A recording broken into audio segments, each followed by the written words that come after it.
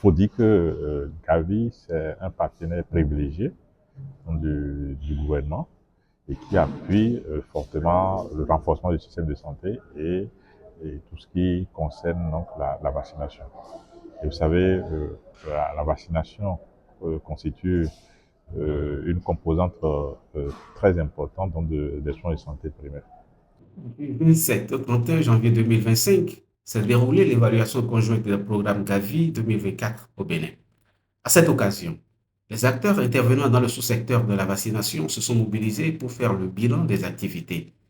Les directions départementales de la santé, les coordinations de zones sanitaires, les partenaires techniques et financiers, les ONG intervenant dans les activités de sensibilisation en faveur de la vaccination se sont retrouvés autour de la direction générale de l'Agence des soins de santé primaires.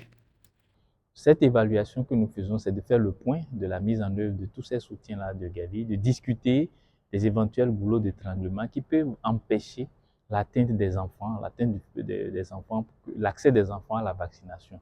Donc nous venons c'est un exercice qui se fait annuellement.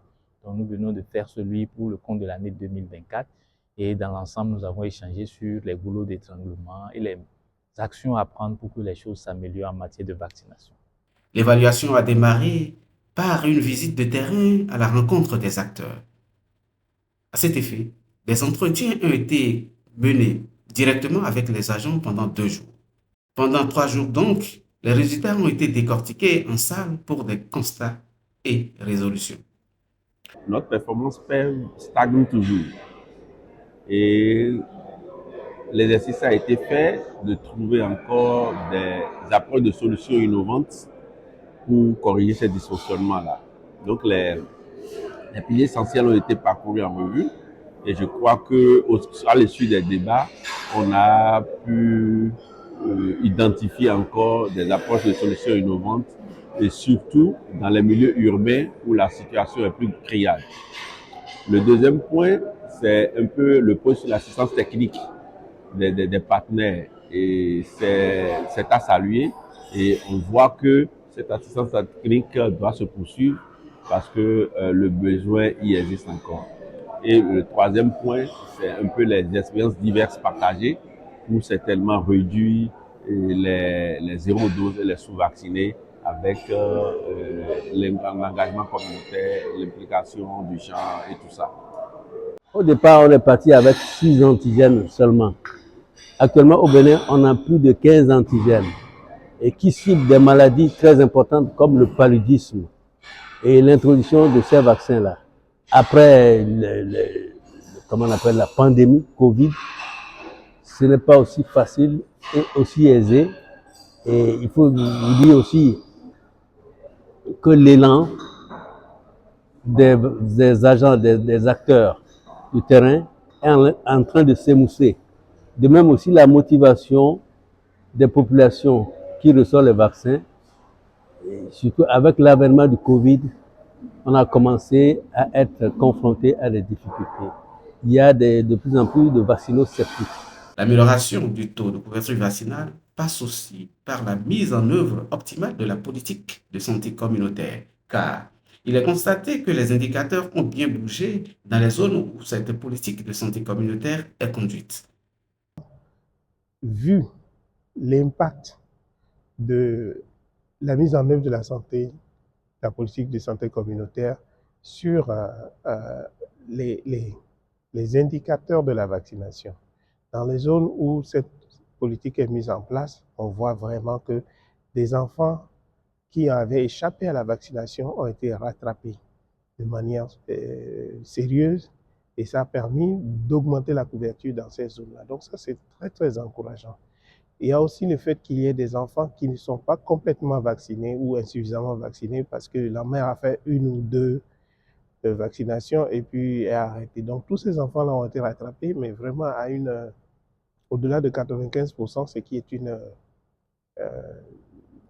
avancée notable. Lors de la dernière campagne, surtout RR, on a fait coupler au grand rattrapage.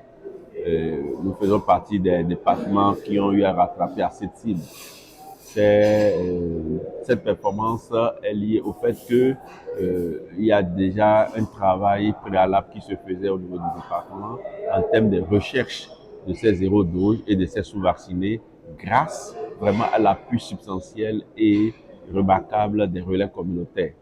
Donc la nouvelle, comme vous le savez, le Borgou a eu la chance d'être parmi les communes pilotes de Merkel-Sinandé, Kalale, Niki, déjà dans les communes pilotes de la mise en œuvre de la nouvelle politique sanitaire. Et avant la campagne, et toutes les autres communes aussi étaient déjà enrôlées et les actions comme la cartographie des sous-vaccinés étaient déjà en cours dans nos communes et nous, on a déjà commencé à rattraper ces zéro doses et ces sous-vaccinés avant que le grand rattrapage ne vienne. Donc, en résumé, je crois que la nouvelle politique a beaucoup servi. Ça a permis que le département a anticipé sur la cartographie et aussi la mobilisation de ces cibles qui a été beaucoup plus facile grâce à cette cartographie et à l'implication des chefs de village. Nous avons aujourd'hui notre politique de santé communautaire qui, je vais dire, sur laquelle nous avons beaucoup d'espoir pour pouvoir améliorer donc, la mise en œuvre de la vaccination.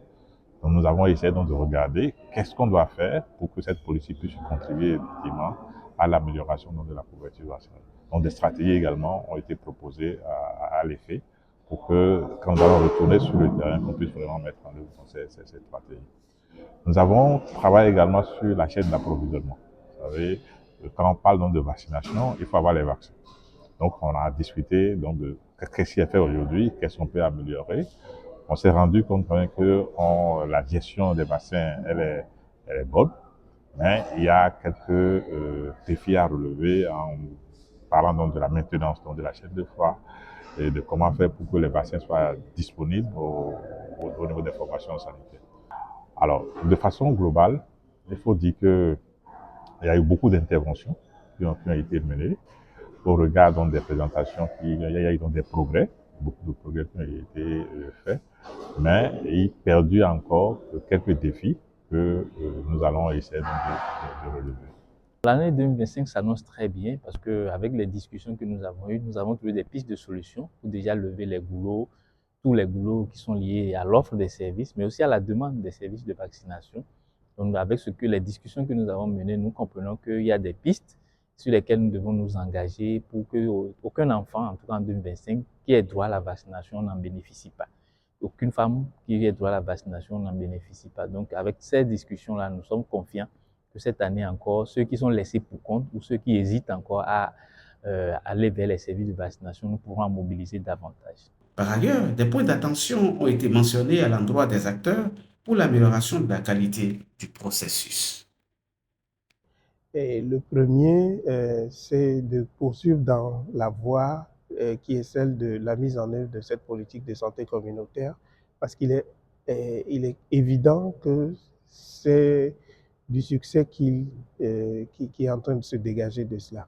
Ça va permettre à la fois de renforcer le système au niveau national, mais surtout de faire en sorte que d'autres pays puissent copier l'initiative, puisqu'elle a l'air d'être bien. Le seul problème, c'est son coût.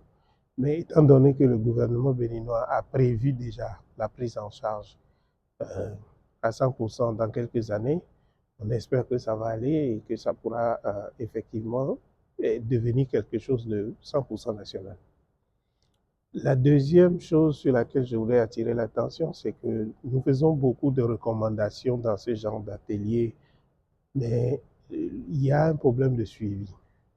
Donc l'idée, c'est de faire en sorte que ce suivi-là se fasse de façon plus rigoureuse, parce que ça ne sert à rien de faire des belles déclarations, de belles recommandations et de ne pas pouvoir les mettre en œuvre, ou de ne pas pouvoir les suivre, en tout cas dans leur mise en œuvre. Et donc ça, c'est quelque chose sur lequel on peut attirer également l'attention. La troisième chose, c'est de faire en sorte que l'ensemble du processus soit participatif. Le fait de décider en haut et de l'imposer en bas est de moins en moins accepté par les communautés. Et donc, c'est quelque chose qu'il faut faire faire en sorte qu'il y ait cette intégration et cette participation de l'ensemble des partenaires pour que le processus soit un processus qui soit approprié à tous les niveaux.